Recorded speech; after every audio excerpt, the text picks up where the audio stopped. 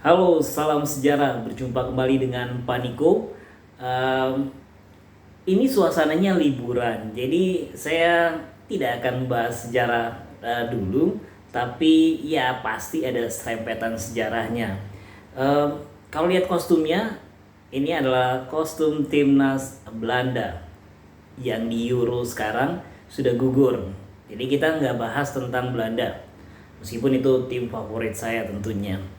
Oke, saya akan bahas tentang final Euro 2020 yang dilaksanakan tahun 2021. Jadi ini menarik nih, ini dua kekuatan di Eropa bertemu. Tapi, ada tapinya. Tapi dari sisi sejarahnya memang Itali lebih berakar ya di sepak bola, di prestasi-prestasi sepak bola tentunya. Meskipun Inggris diklaim sebagai salah satu yang mengawali sepak bola di Eropa secara modern. Makanya ada slogan Football Came Homes, atau eh, sepak bola kembali ke rumahnya. Apalagi nanti finalnya di Wembley. Sebenarnya slogan ini juga pernah dipakai waktu Euro 1996 di mana Inggris gagal di semifinal. Oke, dua kekuatan ini apa sih? Oke, kita bicara dahulu tentang tuan rumah. Inggris punya kekuatan yang luar biasa ya dalam 5 tahun terakhir ini. Harusnya punya pelatih juga yang bertangan dingin, Gareth Southgate, seorang back andalan ya, pemain belakang andalan. Saya juga dulu senang menontonnya, meskipun klub-klubnya bukan klub-klub yang utama di Liga Inggris ya.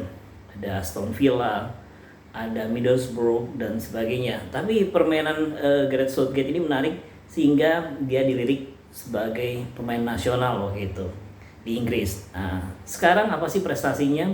Prestasinya ya sejak dipegang Gareth Southgate ini grafiknya menanjak tentunya. Kita ingat baru bisa dibilang baru 3 tahun lalu itu Southgate berhasil mengantarkan Inggris ke semifinal Piala Dunia. Jadi sejak sekian lama Inggris baru bisa menembus semifinal Piala Dunia. Kalau dari sejarahnya, Inggris ini tim sepak bolanya hanya pernah satu kali meraih trofi juara waktu mereka jadi tuan rumah. Tuan rumah di tahun 1966, trofi juara Piala Dunia atau World Cup sepak bola. Jadi itu saja yang diingat oleh orang-orang Inggris, itu saja yang dibanggakan sampai kini. Meskipun mereka pernah punya pemain-pemain yang hebat, kita tahu Gary Lineker, top skor dan sebagainya. Tapi ya prestasinya tidak bisa mengangkat. Tapi sekarang ini mereka punya pemain yang bisa dibilang komplit, meskipun namanya tidak tidak benar-benar tenar-tenar sekali ya nama-nama punggawa Inggris ya sekarang ini. Tapi ya mereka saling melengkapi, dipandu oleh Gareth Southgate. Grafiknya mengalami peningkatan dari waktu ke waktu. Dan ini adalah salah satu tim yang sulit dibobol gawangnya oleh penyerang-penyerang atau oleh tim lain. Berarti kan kita bisa bayangkan bagaimana kokohnya pertahanan Inggris ini. Ya kita tahu lah mereka punya pelatih yang asalnya seorang back yang handal, pemain belakang yang handal. Terusnya sekarang ini mereka dikomandoi di lapangan oleh Harry Kane. Wah ini striker yang tajam di Liga Inggris dan akhirnya punya kesempatan juga di Piala Eropa ini menunjukkan tajinya. Meskipun awal-awalnya sempat yang lebih dulu naik adalah Sterling ya, striker City yang punya ketajaman yang cukup baik sehingga bisa mengantarkan Inggris meraih kemenangan di awal. Terusnya selanjutnya ya perannya dari Harry Kane ini meningkat. Jadi Inggris punya kemampuan, punya level yang baik, apalagi mereka menjadi tuan rumah. Jadi kans untuk menang dari timnas Inggris ini adalah luar biasa. Tapi perlu diingat, dalam sejarahnya juga Inggris ini sudah lama tidak sampai ke babak final suatu turnamen, baik itu tingkat dunia maupun tingkat Eropa. Jadi pengalaman-pengalaman ini juga bisa menentukan pada nantinya. Jadi nanti kita bisa lihat ya bagaimana akhirnya. Sekarang kita akan balik ke Italia ya. Italia ini unik karena apa? Karena tim pelatihnya ini kayak reuni ya. Reuni sepak bola atau reuni tim dari Sampdoria, klub kebanggaan yang di Indonesia namanya juga sempat booming ya. Apalagi kita pernah punya timnas Primavera, Barretti yang belajar dari Sampdoria pada masa jaya-jaya Sampdoria. Jadi tim Italia ini dilatih oleh Roberto Mancini, seorang striker yang handal dari Sampdoria, terusnya melanglang buana ke tempat-tempat lain. Terusnya juga tim di situ, di timnya itu ada Vialli, ada Attilio Lombardo, ada macam-macam pemain-pemain yang ex Sampdoria. Ini menarik. Terusnya Italia bangkit dari luka ya. Mereka punya luka yang mendalam karena di tahun 2018 saat orang menyaksikan Rusia sebagai pusat sepak bola, sebagai penghelat Piala Dunia, Italia, tim yang punya sejarah di Piala Dunia, tidak berhasil lolos. Ini menjadi duka mendalam. Akhirnya Mancini masuk di situ, dan sejak dipegang Mancini ini rekor-rekor tercipta. Italia menjadi tim yang bisa dibilang tak terkalahkan. Wah, ini menarik sekali ya. Dengan kekuatan luka-luka mereka juga punya pemain-pemain yang berkelas ya. Ada Jorginho di tengah yang membawa Chelsea juga sampai ke puncak.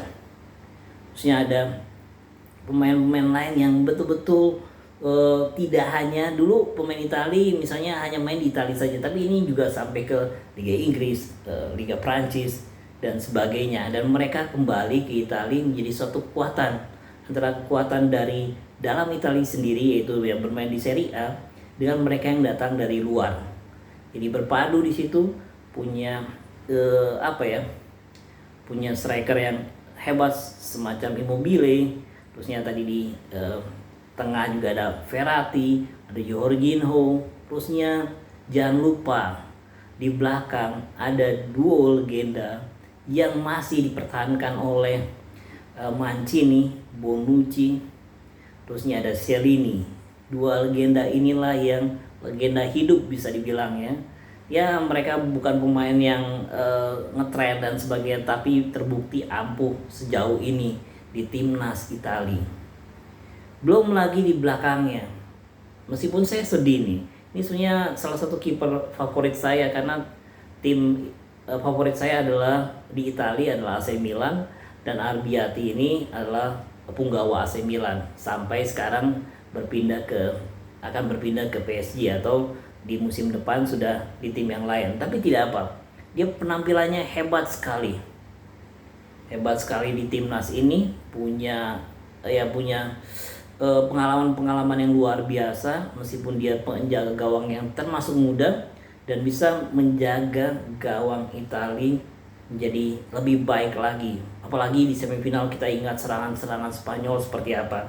Tapi Arbiati mampu ya menanganinya, meskipun kebobolan satu dari Morata ya, yang sempat disekolahkan dalam tanda kutip di Liga Serie A Italia juga.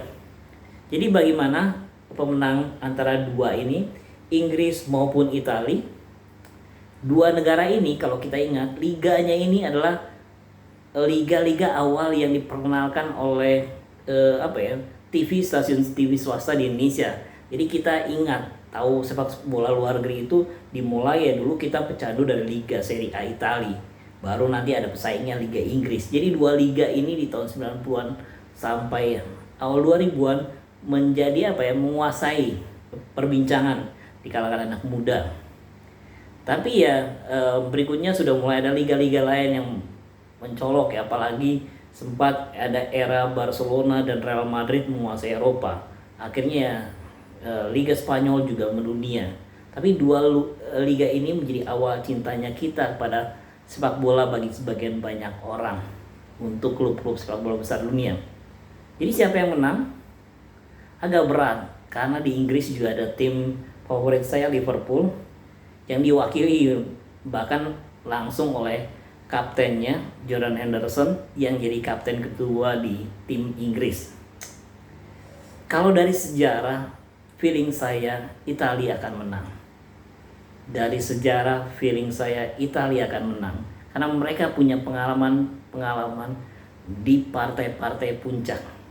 Nah, tapi jangan salah, Inggris ini sedang naik daun. Mereka juga tim-tim mereka bisa membuat bisa dibilang All England final ya di Champions kemarin. Jadi apakah sejarah, apakah tuan rumah, dua-duanya bisa berpengaruh. Inggris punya kesempatan besar untuk membuat sejarah. Italia juga. Mari kita saksikan, kita tunggu baik-baik dua tim ini mana yang bisa menang. Tapi tentunya tenang saja, ini adalah hal yang ditunggu-tunggu, tapi jangan sampai kita nantinya baku hantam dengan rekan-rekan, dengan saudara kita gara-gara bola. Tidak ya. Ini masa pandemi, kita harus berpikiran sehat, bersemangat, terus langsung nonton bola dengan senyum merdeka.